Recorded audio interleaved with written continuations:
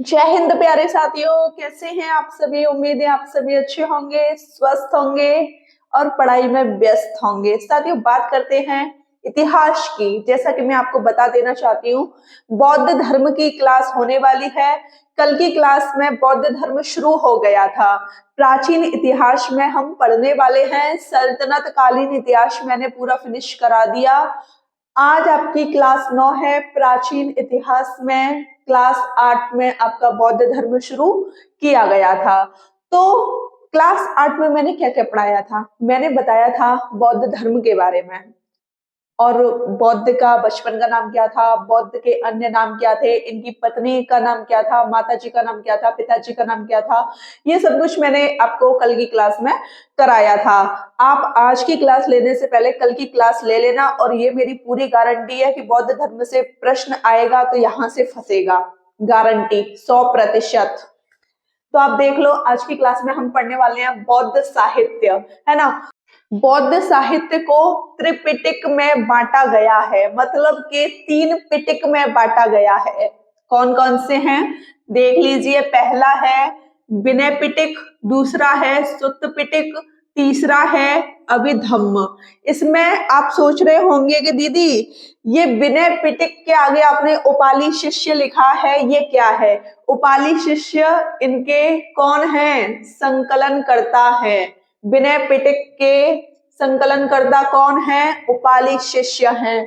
बात की जाए सुत्त पिटक के संकलनकर्ता, तो ये आनंद शिष्य हैं।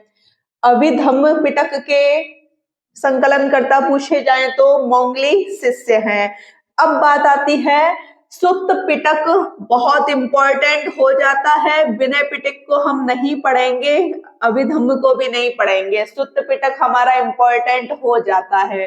क्यों इंपॉर्टेंट हो जाता है? इस वजह से इंपॉर्टेंट हो जाता है क्योंकि अगर जैसे हम गूगल पे जाते हैं, किसी भी चीज को सर्च करते हैं, तो हमको उसके बारे में जानकारी मिल जाती है। उसी प्रकार अगर हम सुत्त पिटक को पढ़ेंगे तो हमको बौद्ध धर्म के बारे में पूरी जानकारी मिल जाएगी। इसकी एक साइड है एनसाइक्लोपीडिया ऑफ बुद्ध धर्मा, यहाँ से आपको बौद्ध धर्म के बारे में पूरा पता चल जाएगा।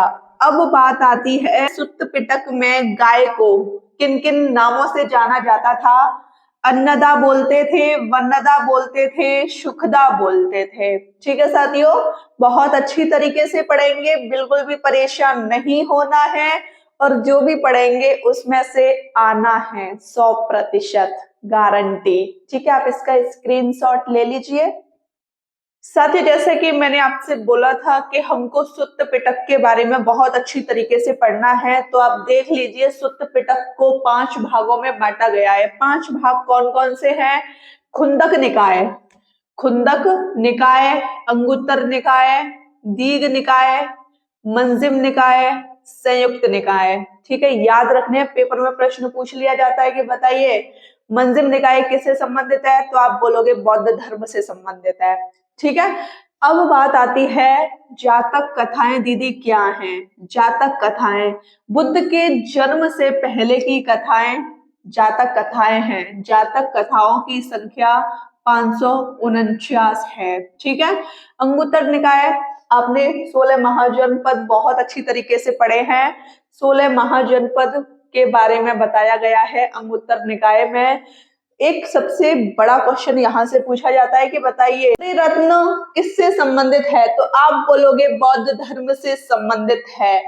और प्रश्न पूछता है कि बताइए त्रिरत्न में क्या क्या आता है? 3 रत्न आते हैं, कौन कौन से? बौद्ध, धर्म और संघ। ठीक है साथियों, जैसा कि मैं आपको बता देना चाहती हूँ कि अब हम पढ़ेंगे बौद्ध संगति। ठीक है, बौद्ध संगति में आपकी 4 संगतियां हुई थी। कौन कौन सी संगति हुई थी एक बार आप देख लीजिए, बहुत इंपॉर्टेंट है। 483 बीसी में आपकी संगति हुई थी।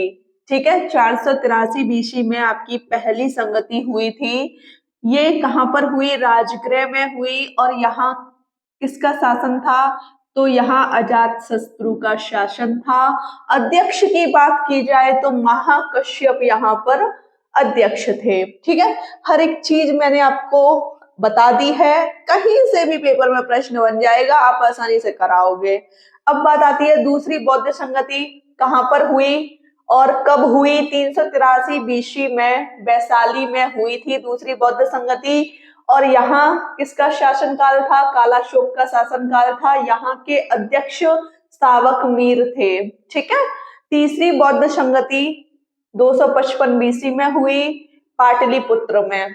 बात करते हैं यहाँ किसका शासनकाल था? अशोक का शासनकाल था। बहुत ज्यादा शासनकाल पूछता है, स्थान पूछता है और समय पूछता है। ठीक है, अध्यक्ष तो कभी जब पूछ लेता है, लेकिन मैंने आपको करा दिया। पेपर में प्रश्न कहीं से भी बनेगा, आप आसानी से कराओगे। अब बात आती है कि दीदी 255 बीसी में जो बौद्ध संगति पाटलिपुत्र में, वहां अशोक का शासन था, तो वहां अध्यक्ष कौन था? मोगली पुत्र अध्यक्ष था। मोगली का पुत्र था वहां पर अध्यक्ष। चौथी बौद्ध संगति कहां पर हुई? कुंडल वन में। ठीक है, पहली शताब्दी में हुई थी। ये एकदम फिक्स बताया है। यहाँ पर कभी कभी आपको बुक्स में 251 बीसी देखने को मिल सकता है, यहाँ 102 एडी आपको देखने को मिल सकता है। तो ये एकदम फिक्स बताया है मैंने, ये एकदम सही है जो भी मैंने बताया है। ठीक है, और यहाँ किसका शासनकाल था पहली शताब्दी में? तो यहाँ पर शासनकाल था कनिष्क का। और अध्यक्ष की बात की जाए तो वसुमित्र यहाँ के अध्यक्ष थे। उपाध्यक्ष कौन थे? अश्वघोष थे। अब बात कर लेते हैं चौथी बौद्ध संगति। ये चौथी बौद्ध संगति पहली शताब्दी के बाद आई थी। ठीक है, समझ गए ना। अब बात करते हैं चौथी बौद्ध संगति की। चौथी बौद्ध संगति में ही यहाँ पर दो भागों में बट गया था आपका हीनयान और महायान। ठीक है, पूछ लेता है, बताइए हीनयान और महायान किससे संबंधित है? तो आप बोलोगे बौद्ध संगति से संबंधित है। बौद्ध संगति को दो भागों में बांट दिया गया, हीनयान और महायान। हीनयान यहाँ के अध्यक्ष थे, हीनयान के अध्यक्ष महाकश्यप और महायान के अध्यक्ष वसुमित्र। वसुमित्र यहाँ के अध्यक्ष थे। जो महायान वाले व्यक्ति थे, महायान वाले जो लोग थे, वो बुद्ध को ईश्वर समझते थे। ठीक है, और इन्होंने नए नियम बनाए थे। महायान वाले जो व्यक्ति थे, लोग थे, उन्होंने नए नियम बनाए थे। और महायान का सबसे ज्यादा जो विस्तार चला था वो कहाँ चला था? चीन में, जापान में, कोरिया में, भूटान में और सिंगापुर में। यहाँ पर महायान बहुत ज्यादा फैला हुआ था। अब बात करते हैं हीनयान की।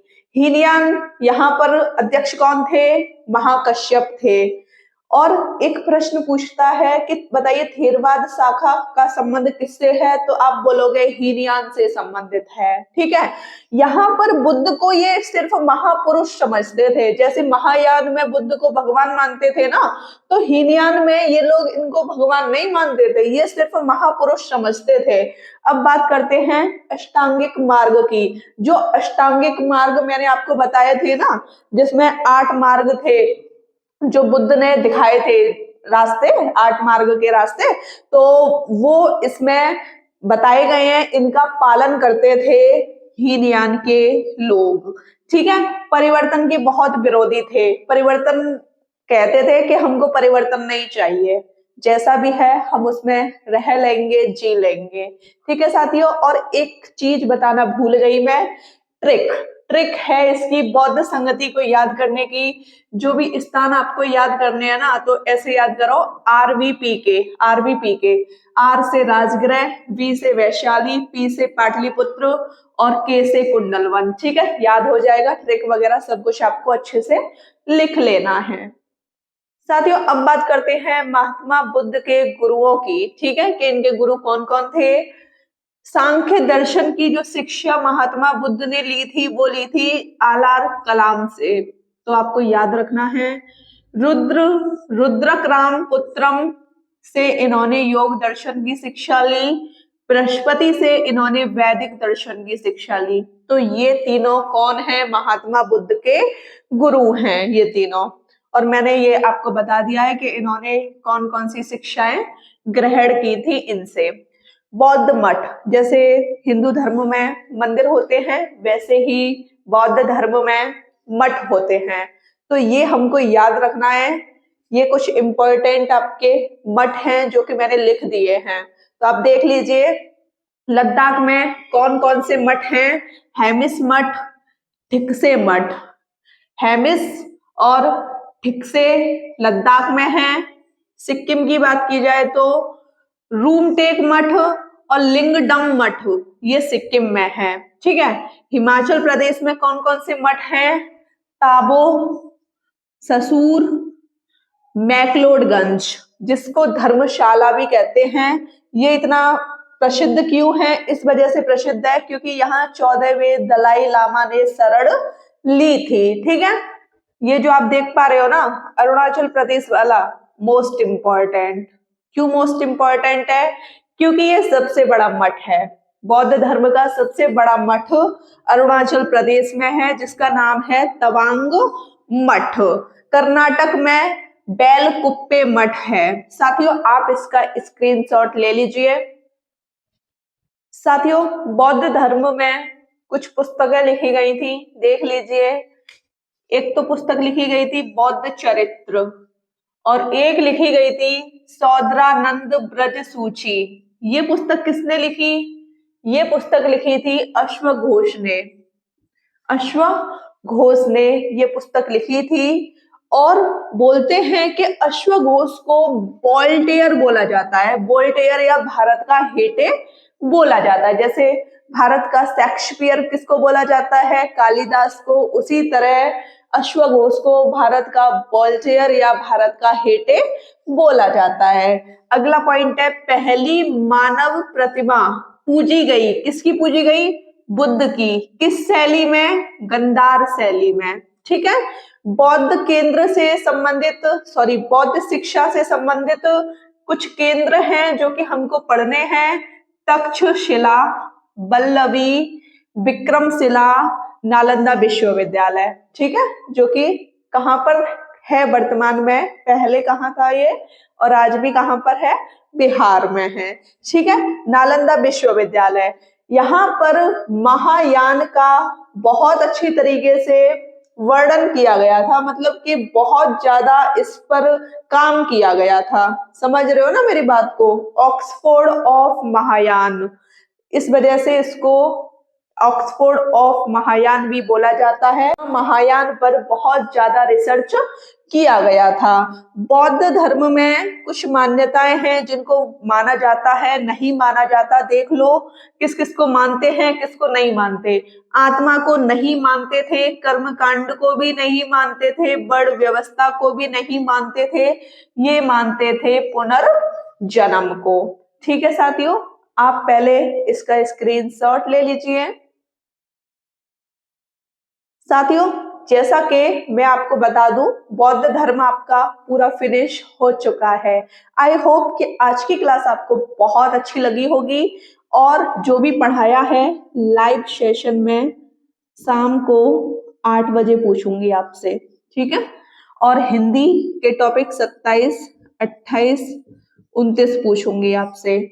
तो अच्छे तरीके से प्रिपेयर करके आइएगा। रीजनिंग की क्लास आपकी सुबह 10 बजे चलती है, मैथ की क्लास आपकी शाम को 7 बजे आ जाएगी। ठीक है साथियों, और इसी तरीके से प्रिपेयर रहिए। मैं आपका पूरा सिलेबस कंप्लीट कराने की पूरी कोशिश करूंगी।